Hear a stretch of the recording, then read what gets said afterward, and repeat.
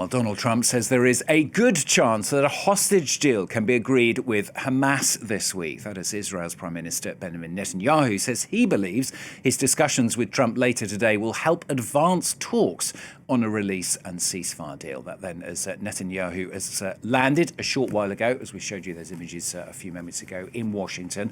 And Israeli negotiators as well are taking part in ceasefire talks that have resumed in Doha over the weekend as well. Netanyahu saying they have clear instructions to achieve a ceasefire agreement under conditions that Israel has accepted.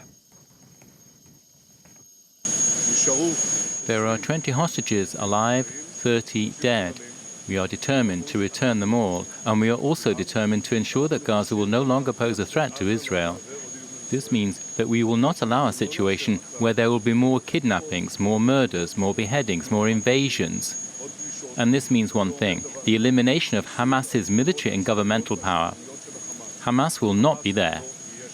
Benjamin Netanyahu there talking just before he left. Well, Doug Herbert, our international affairs commentator, is with me. Doug, it's Netanyahu's third visit to talk to Donald Trump since his return to office, isn't it, in January? Things have changed quite dramatically, though, in the Middle East since his last visit in April. They really have, Stuart. What a difference 3 months makes. I say 3 months because you have to go back to April for the last visit, and this one was in the Oval Office.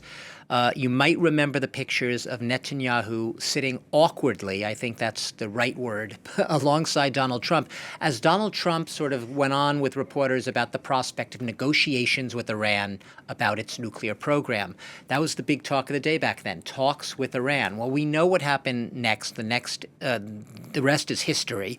Netanyahu ended up doing what he hadn't been able to do for years and years, convince an American president, in this case Donald Trump, to intervene in a war against Iran at Israel's behalf and at its behest and on its behalf. And we saw during that 12-day war, the U.S. deployed these bunker-busting bombs at targets against Iran, facilities across Iran. So Netanyahu, fair to say, is in what some political commentators are calling a victory lap as he arrives in Washington this time, in a much stronger posture, perhaps, at least as he sees it, than last time around. He is the man who sort of won the argument.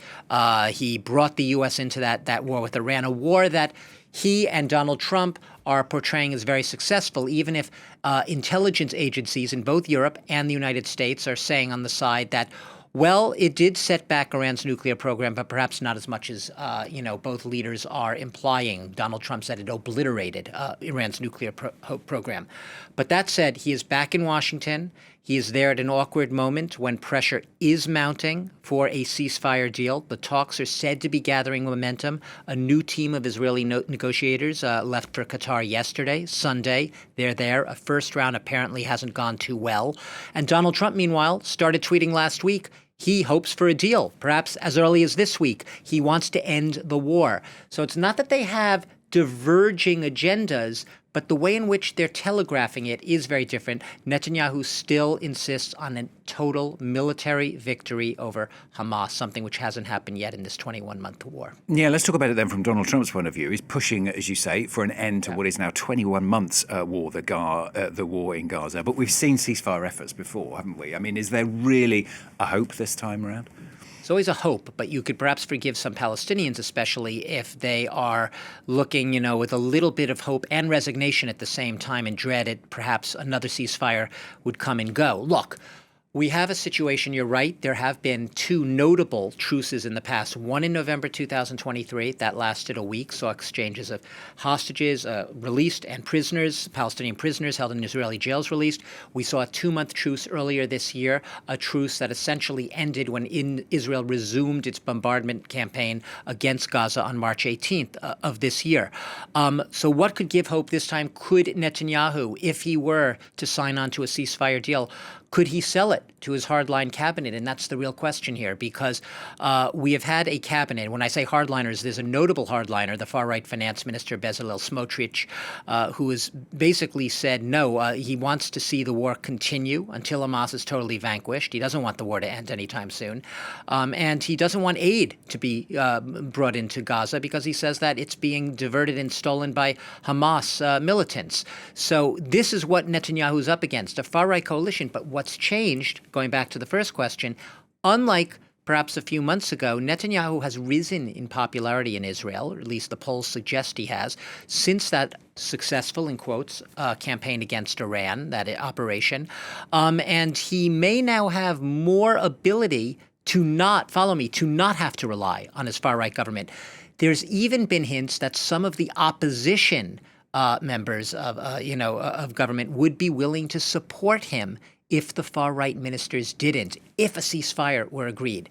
That is what has changed. But once again, with Netanyahu, you always have in the backdrop his own political survival. He faces trial on domestic charges of fraud and bribery. And that trial is perhaps foremost in his mind as well as he sits down with Donald Trump. He wants to stay in power. What will it take to do that? Yeah, I mean, could that trial come up, do you think, as you say, facing charges of fraud and bribery in the domestic courts? Could Donald Trump get involved? Because he's sort of made comments in the past, doesn't he? Donald Trump has gotten involved. He's already involved.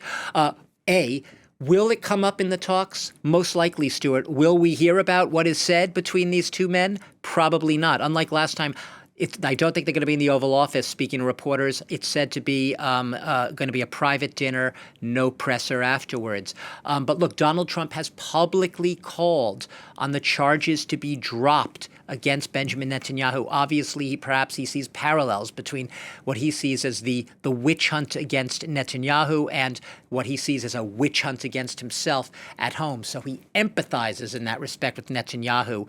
But a lot of the critics say Trump has seemed to care more about the charges being dropped against Netanyahu and ensuring Netanyahu's political survival than about really the fate and the welfare of the Palestinians right now in Israel, or the hostages, the Palestinians in Gaza, or the hostages being held. The hostages being held in Gaza, or the Palestinian prisoners in Israeli jails, and ending this war. So look, yeah, it will be discussed. It's a big issue. Both men know it's a big issue, and it will factor into perhaps the calculus around whether or not a ceasefire deal not only can be achieved, but whether Netanyahu can sign on to it.